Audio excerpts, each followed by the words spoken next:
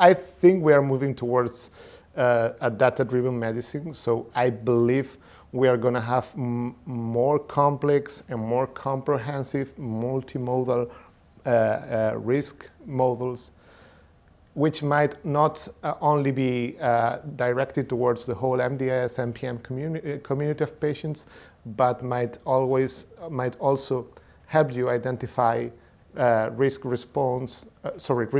patients based on their response to different therapies. And I think that's the way we should move. So it's going to be always a complex collaboration between medical expertise and AI. I'm not so sure it will actually be fully data-driven, but I believe it will heavily enrich our decision-making. Actually, there are some examples in the United States with collaborations in decision-making between clinical doctors using generative AI tools for medicine and clinical doctors not using generative AI tools.